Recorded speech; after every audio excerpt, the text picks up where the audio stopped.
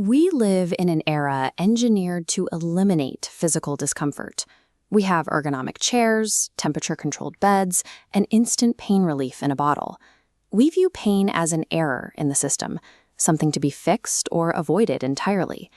So when you look down at a rough stone path and see raw, bleeding knees dragging the full weight of a human body forward, it feels like a glitch in our modern logic. This is the sprawling marble plaza at the sanctuary of Fatima in Portugal. The distance from the edge to the chapel is massive.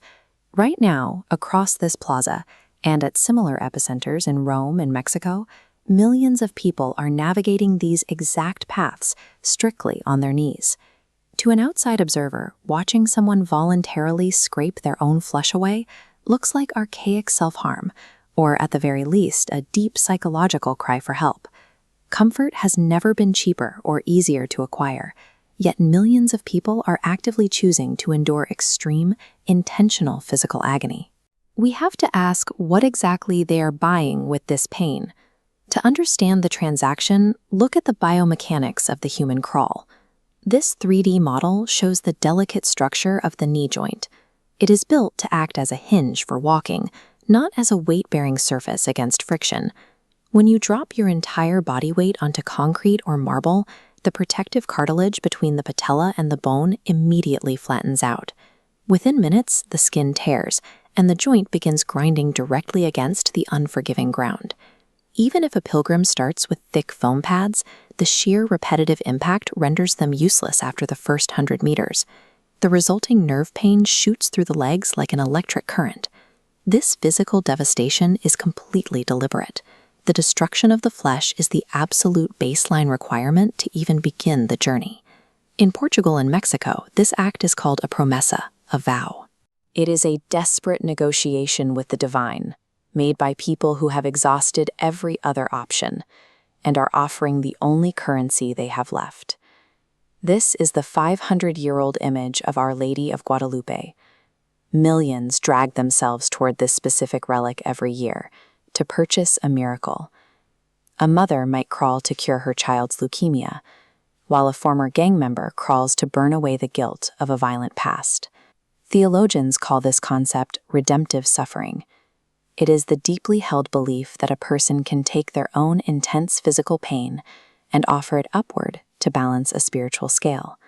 Look at these two men crawling side by side over rough pavement. Down on the ground, the friction strips away every ounce of societal ego. There are no rich or poor pilgrims, only a shared, silent brotherhood of physical struggle. When modern medicine gives up, or therapy cannot erase a heavy conscience, believers instinctively revert to an ancient economy. In this economy, blood is the most reliable proof of sincerity. The crawl starts with a battle of endurance. The human brain recognizes the tissue damage and immediately screams at the pilgrim to stand up and stop the friction. The only way to override those overwhelming biological alarms is through intense focus. Pilgrims will grip a wooden rosary until their knuckles turn white, using the rhythmic repetition of a physical prayer to forcefully distract the mind. As physical agony crosses a critical threshold, the brain's defense mechanism releases a sudden spike of endorphins. The lines flatten into a steady pulse, visualizing a profound trance. Burning pain dissolves into an eerie calm, completely disconnecting their consciousness from the body. This chemical shift allows them to accomplish feats that seem impossible.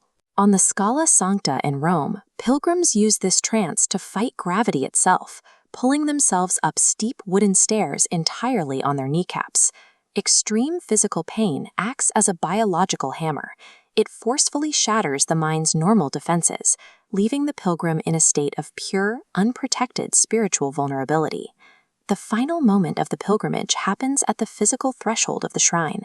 The exact second the vow is fulfilled, the trance breaks. The body collapses onto the floor, and the pilgrim is flooded with a heavy, overwhelming sense of relief. Inside the church, the brutal, bloody reality of the concrete is replaced by the serene glow of hundreds of red votive candles. The agonizing physical journey buys entry into this exact, quiet peace. Psychologists point out a distinct quirk in how our brains are wired. Human beings struggle to place value on things we receive entirely for free. We need a cost to feel an outcome is real.